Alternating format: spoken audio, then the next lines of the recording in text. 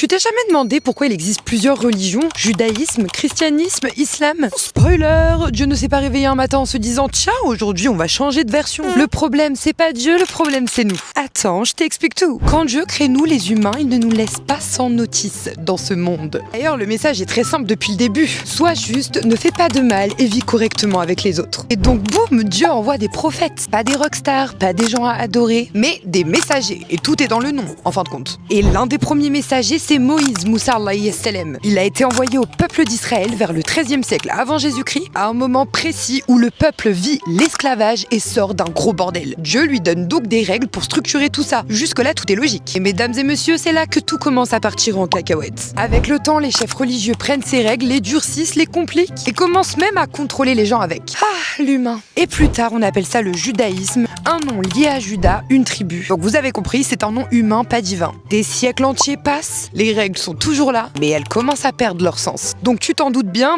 Dieu il envoie encore un autre prophète, Jésus, Isa alayhi salam. Et Jésus, donc Isa, vient dire un truc très simple. La foi, c'est pas dominer les gens, c'est les guider. Autant te dire que ça dérange grave les autorités religieuses et le pouvoir politique. Le truc, c'est qu'après Jésus, donc Isa alayhi salam, il n'y a plus de prophète pendant un bon moment. Son message continue de circuler, mais uniquement par des humains. Et accroche-toi parce que vers le 4e siècle, l'Empire romain arrive, il trie les textes, en garde certains, en supprime d'autres et organise la croyance pour que ça arrange le pouvoir. Rien d'étonnant, les humains ne vivent que pour le pouvoir de nos jours. C'est là que naît officiellement le christianisme. En gros, ceux qui suivent le Christ. Le problème, c'est que c'est encore un nom humain. Et t'imagines bien, Dieu nous a envoyé plein de prophètes, donc il va pas s'arrêter là. Vers l'an 610, Dieu nous envoie donc notre prophète Mohammed sallallahu alayhi wa sallam. Catastrophe, mon accent. Le dernier prophète. Là, le plus ouf, détail hyper important, le mot islam vient de Dieu. Ce mot est cité dans le Coran et il signifie se remettre à Dieu. Pas un peuple, pas un homme, une direction. En vrai, c'est ouf, mais Dieu, depuis le début, n'a jamais changé son message. Ah, ce sont les humains, le temps, le pouvoir qui a tout compliqué au final. Et quand tu comprends ça, tu te dis juste, ah ouais,